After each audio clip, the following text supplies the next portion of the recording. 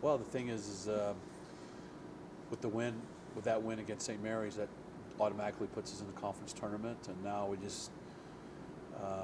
we don't know if we're going to be 6, 4, or 5.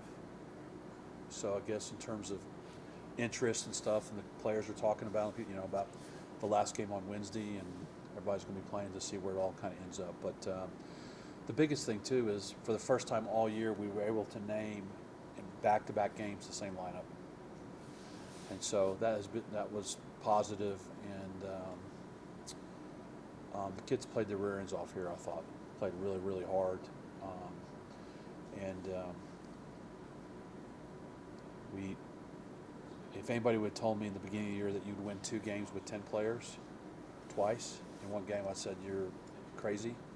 But we did it the very first game up in Newman, played 70 minutes with 10 players, and then we played the last 20 minutes with 10 players here because one of our knuckleheads decided he looked like a beaten defensive back. He was like face guarding the guy, and it was his second yellow, and I'd almost rather if he hit him.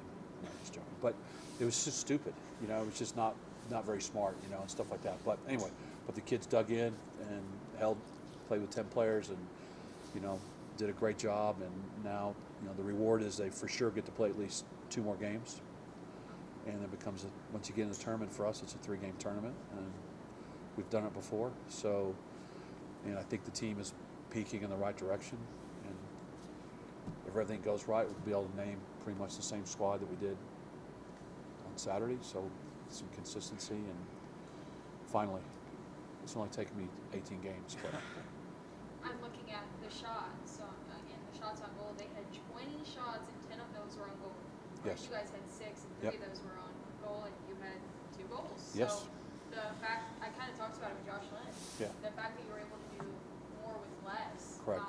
Really kind of shows They the athleticism of this team. yes. I mean, we had I would say we were much more efficient in front of goal.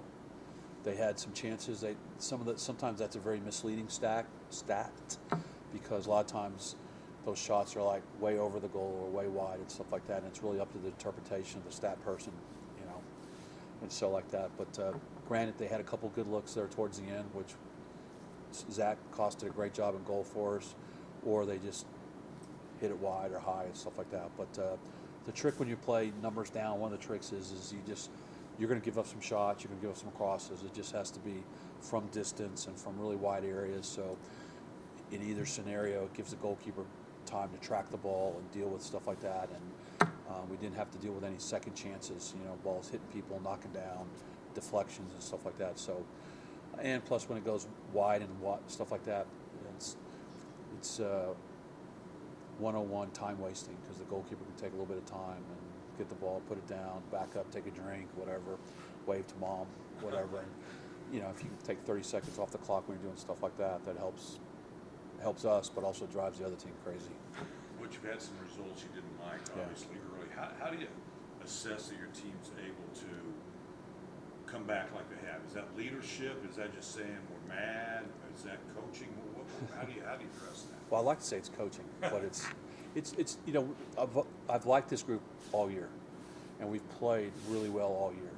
And the frustration has been you would outplay people and have 60, 70% of the ball, things like that, and most of the chances, and then somebody would make because of pressing, or we would talk about all year trying to play within their wheelhouse.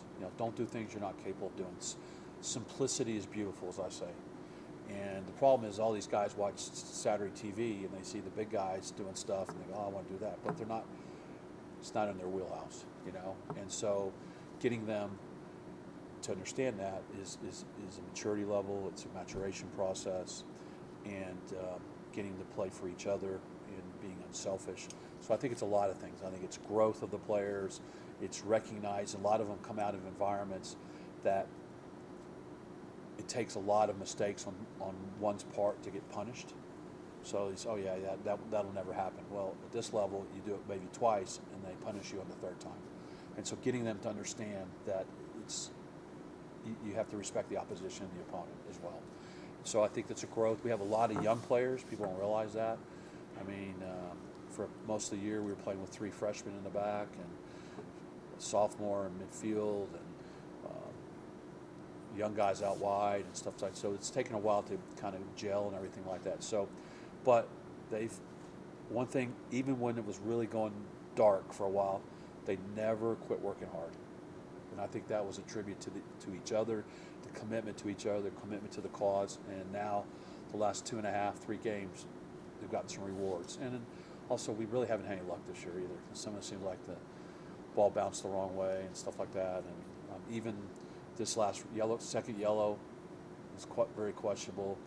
And then the other second yellow we got, again, was very questionable. And probably bad coaching. I probably should have took the kid off, but he was playing really well. He was at home. His parents drove up 6 hours to watch him play. He got an assist on the second goal. He's doing well. They bring these fat heads. They're going like this, and you're going, okay. I wanted to go up there and take the fat head and go bang on top of him, but no, just joking. And but he's been a great kid, and he was just working hard trying to defend. And the referee really should have put that card in his pocket and let things go, but he didn't, and that's the way it goes. Long road trip to Austin. Oh yeah. Final game of the regular season. Yeah. You said you're in the postseason. Yep. Is that going to be a lot of scoreboard watching to see where you're going to No, finish? no, we're going to worry about ourselves. We want to try, as I told the team today after practice, is that we want to not take our foot off the accelerator. We want to be peaking at the end, which I think this team is, and to keep going, keep the confidence. We want to play well because at every half you do well, it builds confidence in the young group. And so, no, we're going to try to win the game. We want to win. Because I think it just helps breed more winning and confidence and stuff like that. And so, no, it's we're going to leave maybe 2 guys behind because of injury. There's no need to give me the temptation to throw them on. Just leave them at home. Hey, it's halftime. Can you get here? No, you can't get here. So you're good. But no, it's we don't care. We'll play anybody right now. We know either it's going to be here, or Austin, or Dallas. That's fine. And if I had my choice, I'd rather be away from home because I can control everything. Here, you can't. We talk to them every day, home game. Control the noise, control the noise, control the noise. But the noise is girlfriend, mom, dad, dogs. What are we doing for dinner? I need tickets. Oh, guys, focus on the task. And when we're away, we don't have those issues. It's all, you get up at this time, you eat at this time, you practice at this time, you go to bed at this time, you play at this time. So we can control all that, and we've done a lot better on the road. So, and I think it comes back to the maturity issue question we talked about of the youth of the team. Well, we talked about it all year, the parity of the league and Oh, whatnot. it's crazy. But you guys never gave up. You always talked about, we're right in this. We're Yeah. playing some of the best soccer in the conference. Yeah. Now it's starting to show. Yeah, it is. It is. The coach from Midwestern called me. He said, "Hey, I watched almost the first half before you played, and I'm going, crap. West Texas is one of the best teams in the country." He said they're playing great, and he said, I saw you give up the early goal, and then you scored 2 goals, and you could see it was over. And we've played really well. I mean, I cannot think of, and I don't want to make anybody mad, so don't repeat this, but I haven't seen anybody we've played. You go, golly, we were not better than them on the day. Yeah, we lost, but we were better. And I think it comes back to the question here about maturity and what you're doing and growing and stuff like that. And it takes time.